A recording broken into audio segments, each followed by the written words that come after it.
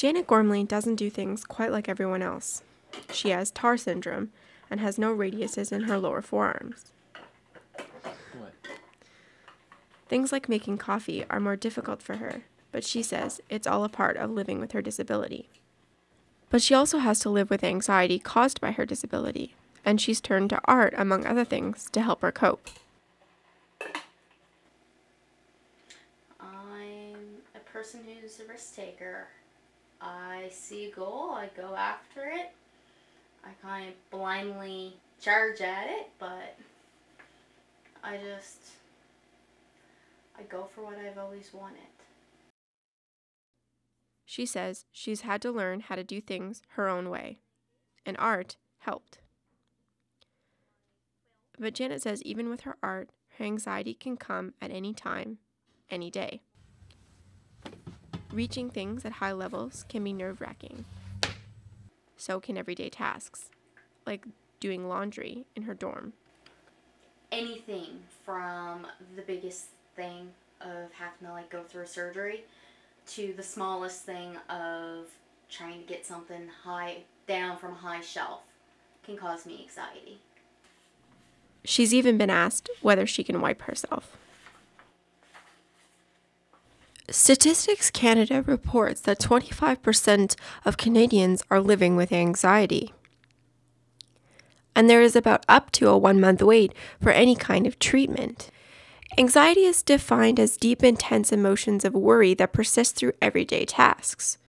These deep feelings of worry and panic can prevent people from doing their everyday tasks, and they are very difficult to control.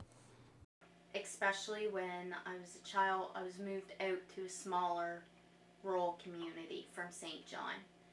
And it was a community where they weren't used to people with disabilities.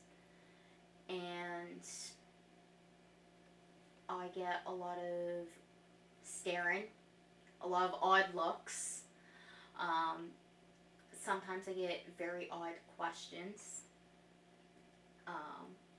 Like, oh, were you in an accident? Or I'm just doodling pencil crayon. I was bored in art history.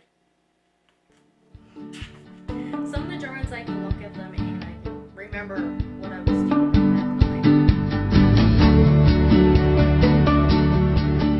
time. But she enjoys all the same things we do, and she says despite her anxiety, it's a rewarding triumph over her disability.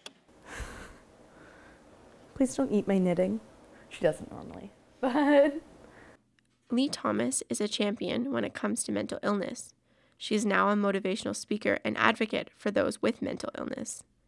Lee is living with ADHD, bulimia, and bipolar disorder.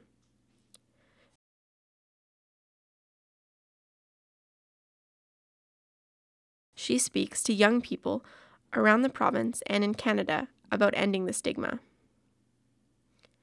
She too spends time knitting and doing yoga to help her deal with her challenges. Lee also got herself a dog, a pit bull named Peyton, a fun-loving, kind of shy companion whom she says helps her a lot. But it's not what makes you who you are. So, you can still be an interesting and unique and dynamic human being and live with a mental health issue, and you can still have a mental health issue and be a unique and interesting and dynamic human being. Lee says it's about finding what makes you happy and using that to make a life a little easier. Janet does that too. She's found her own way of doing the laundry. She leans into the machine but can't reach low enough to get her laundry out. So she finds another way. A claw to get her laundry out of the washing machine and into the dryer. She says this is one of those things you just have to adjust to. And laundry is just one of the obstacles. A door inside a campus building is far too high for Janet to reach, so sometimes she's forced to run and jump to push the door open. Accessibility, she says, is a problem. All of these cause Janet anxiety, but art, friendship, and appreciation for how far she's come allows her to put things into perspective. Don't remember a time I didn't do art. I've always had something that marks on another type of medium, whether it was crayons on the wall or pencil and paper or paint in the carpet. I've always had something. And when I was a kid in school, especially in elementary, I didn't have a lot of friends. I didn't really interact very well with the other children. The other children did not interact with me. The only thing that I could find free was the art easel. Lee echoes that determination. She says she's met many people who find their own way to deal with their mental illness. Art, yoga, and even pets. One of the stories that always really sticks with me is Sam, or Samantha, who is a face of the My Definition campaign.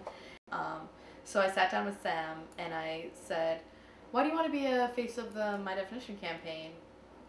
And she said, I was having a lot of anger issues, and it was really affecting my relationship with my partner and with my child.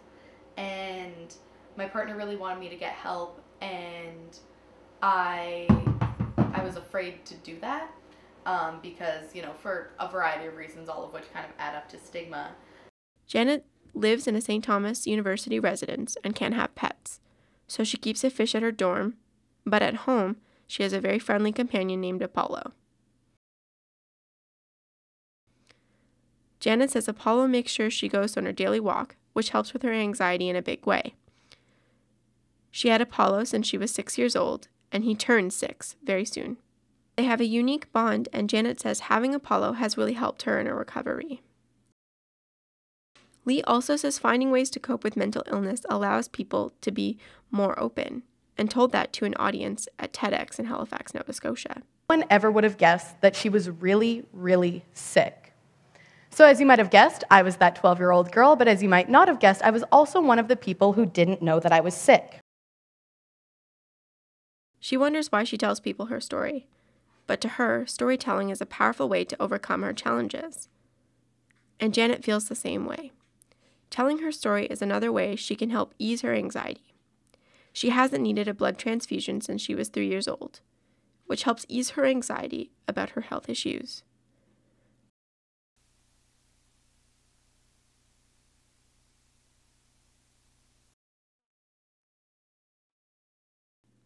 Janet's pursuing a career helping those just like her. Much like Thomas, she wants to empower people into believing that there is life with physical and mental illness.